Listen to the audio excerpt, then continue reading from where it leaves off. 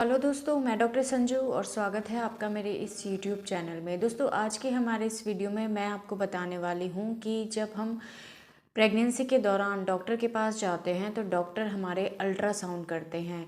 कई अल्ट्रासाउंड में आपने देखा होगा 2D स्कैन या 3D स्कैन या फिर 4D स्कैन डॉक्टर लिखते हैं। तो इनका मतलब क्या होता है? स्कैन का मतलब तो होता है अल्ट्रासाउंड, लेकिन ये 2D 3D 4D का क्या मतलब होता है? किस अल्ट्रासाउंड में हमें क्या क्या चीज़ें देखने को मिलती हैं? बट वीडियो शुरू करने से पहले अगर आपने मेरे इस चैनल को सब्सक्राइब नहीं किया है तो इसे सब्सक्राइब ज़रूर कर लें, ताकि मैं जो भी वीडियो बनाऊँ हेल्थ से रिलेटेड, उससे रिलेटेड इन्फॉर्मेशन आप तक पहुंचती रहे।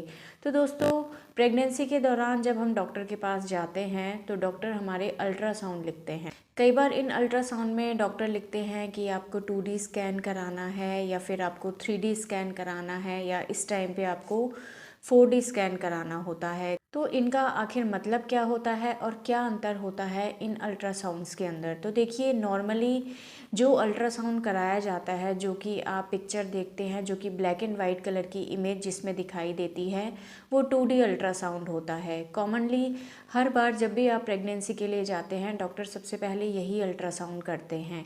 ये एक कॉमन अल्ट्रासाउंड होता है जिसमें हमें बच्चे की 2 डायमेंशनल इमेज जो है वो दिखाई देती है, यानी कि बच्चे की लंबाई और बच्चे की जो चौड़ाई है वो इस अल्ट्रासाउंड से हमें दिखाई देती है। साथ ही बच्चे के वज़न को हम इस अल्ट्रासाउंड से जान सकते हैं।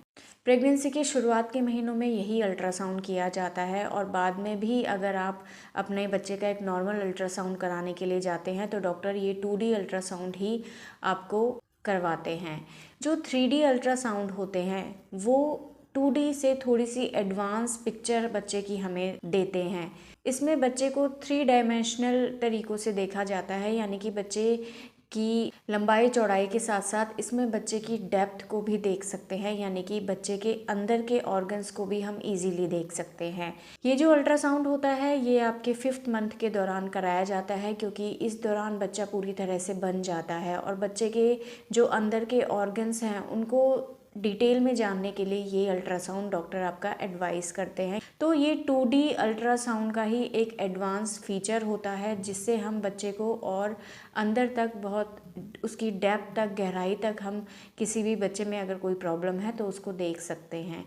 4D अल्ट्रासाउंड जो होता है इसमें वही सारी चीज़ें हमें दिखाई देती हैं जो हमें 3D अल्ट्रासाउंड में दिखाई देती है, लेकिन 4D अल्ट्रासाउंड में हम बच्चे के मूवमेंट्स को भी आसानी से देख सकते हैं। बच्चा मुंह चलाता है, अपने हाथ पैरों को हिलाता है, अपने सर को घुमाता है, तो ये सारे जितने भी मूवमेंट्स होते हैं ये हम इस 4D अल्ट्रासाउंड में बहुत इजीली देख सकते हैं। साथ ही जो प्लेसेंटा के अंदर ब्लड सर्कुलेशन हो रहा है, हार्ट के अंदर जो ब्लड सर्कुलेशन हो रहा है, उसको भी हम इस 4D अल्ट्रासाउंड से बहुत इजीली देख सकते हैं।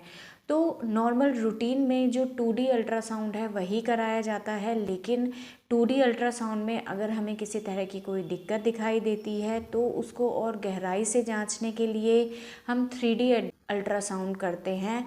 और 5th मंथ में बच्चे के ऑर्गन्स जब पूरी तरह से डेवलप हो जाते हैं तो बच्चे के अंदर कोई एबनॉर्मेलिटी तो नहीं है, कोई स्ट्रक्चरल एबनॉर्मेलिटी तो नहीं है, कोई क्रोमोसोमल एबनॉर्मेलिटी तो नहीं है, उस चीज़ का पता लगाने के लिए फिर 3D अल्ट्रासाउंड कराना ज़रूरी होता है। और इससे भी और ज़्यादा एडवांस जो अल्ट्रासाउंड होता है वो होता है 4D अल्ट्रासाउंड, जिसमें हम बच्चे के मूवमेंट्स को भी देख सकते हैं, ब्लड सर्कुलेशन जो हो रहा है उसके अंदर उसको भी हम इस चीज़ से देख सकते हैं।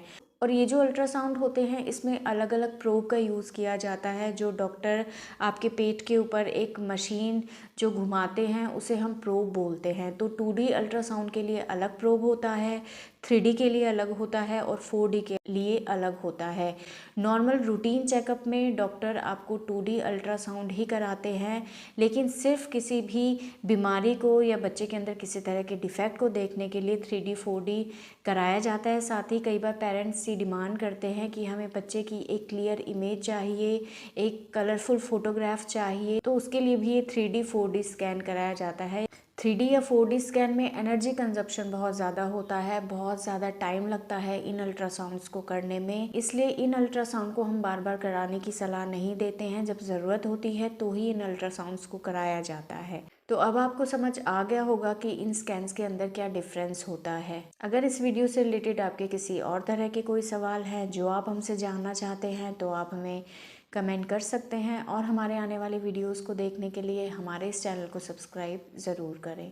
Thank you.